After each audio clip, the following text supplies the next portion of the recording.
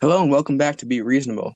First and foremost, I would like to congratulate President-elect Biden on winning the election. Today, we are going to talk about the future of the country, the government, and possible voter fraud. Joining us today are Fisher, Jonathan, Kim, and John. Hello and welcome to all of you. Oi. Hi. Hello. Hello.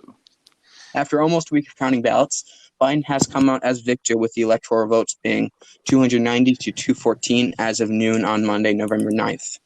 With this now being the transition period, Biden has to now find and hire many people for the new administration, vetting all candidates for spots on the U.S. government and much, much more.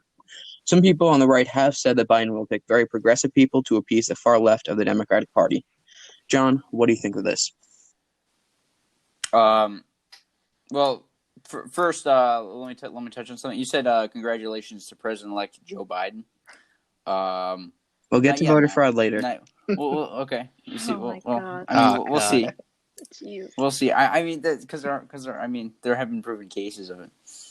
But sorry, what would you want to talk about?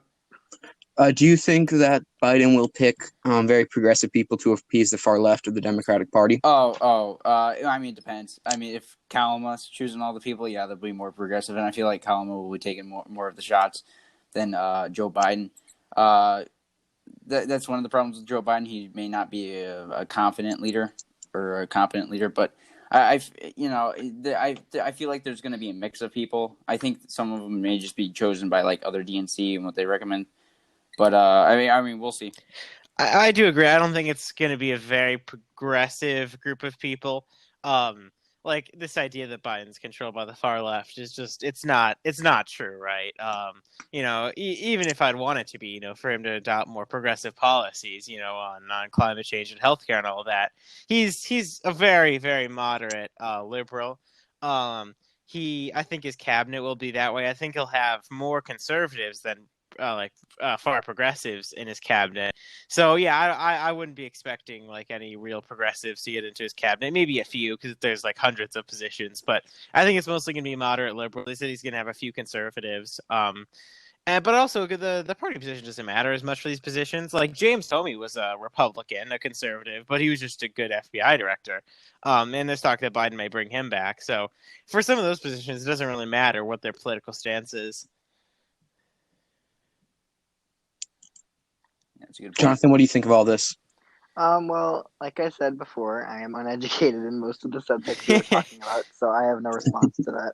All right, Kim, what do you think of this? I mean, I definitely agree with like John and Fisher, and like the fact that he definitely is not too progressive with like not really adopting like AOC's Green New Deal and stuff like that. So I feel like he won't. It'll definitely be a mix of parties. So Yeah. it won't be like Kim, for what you just said, on Joe Biden's website, he did have for a little while the Green New Deal is something that he did support. yeah. But in later times, he has said that he the doesn't wording support it. wasn't support. He mentioned it as like a building block, but it never said support. It was mentioned on the website, but it was never something he explicitly supported. It was like it said it was like a building block. It was not direct language. Whether or not he supported that, I mean, you could see, during the primaries, the Democratic primaries, he was a more progressive candidate, I'd say, than he is right now. Mm-hmm. He was, for banning fracking and a whole bunch of other stuff. And now, during the debates, he was like, we're I'm not going to ban fracking or any of that stuff. So, I mean, Joe Biden, I feel like he's playing to the interests of the people and where he can win, which is inconsistent, and that's one of the things I like about Trump. Oh, I'm not. It's undeniable that he chose to not ban fracking specifically because of the fracking jobs in Pennsylvania. That's one of the flaws with the Electoral College, right? I think both candidates do that to a huge extent. Like Trump, he's for all this oil. He plays out manufacturing. I think both candidates do that, right? Like they're both sort of driven by election interests. But yeah, I think it's fair to say that the only reason he wants to move away from oil but not fracking is because fracking provides X amount of jobs in Pennsylvania. Mm-hmm. That's why, you talk about a candidate with real morals, Bernie, right? Bernie supports banning fracking, even though it could cost him politically. And it did. Yeah, but Bernie is out of the picture right now. That's a good point. Yeah. Well, yeah. His time ended a while ago. I'm still holding out for 2024. He's be going to dead be by like then. 84 by that time. There's no way. By then he'll have dementia worse than Joe Oh, Biden. Okay. Oh, Matthew, what's the next topic? So that was a quick Yeah, thing. sort of a breakdown. It's not too much Yeah. on that topic. No. Yeah. Yeah, there wasn't much disagreement. Yeah, there wasn't that. Yeah, so maybe next time disagree on stuff. Okay. But this one you guys would definitely disagree with. Okay. John, you mentioned this earlier. Voter fraud is our next topic. Oh. President Oh, Trump wow. has said, quote, that Democrats knew that they couldn't win, and so therefore President Trump has said that the only way Biden would win was through fraud, through mail-in ballots. Even though Biden is a projected winner after winning both Nevada and Pennsylvania, Trump has tweeted, I won this election by a lot. And recently, he's been tweeting a lot about fraud and how if news stations were not biased towards the left, including now he's included Fox News, that he would have won, and that he is winning, and that he is going to win. As of right now, he's not winning because of the Electoral College having Joe Biden at 290. Mhm. Props to them. With some counties using voting machines, some votes for Trump, there have been instances where Trump's votes were turned over by Biden by accident. They have been corrected, or some of them that have been noticed have been corrected. All of them have been noticed that have been corrected. Mhm. There's been evidence. Well, Trump's lawyer has said there's been evidence of dead people voting in the election. And due to this, President Trump's lawyer, former Mayor Rudy Giuliani, and Trump's legal team have filed lawsuits in 10 states and possibly more to come. Kim, do you think there was any voter fraud in this election? I feel like there's a slight, slim, very possibility that there might have been. But with that slim possibility, it wouldn't have made much of a difference with Joe Biden's 290 electoral votes. So if there was voter fraud, which it's obviously bad, that's not the way democracy works at all. There's not much evidence, concrete evidence that there genuinely is voter fraud, and we should fix it as soon as possible. Oh, absolutely. I completely agree.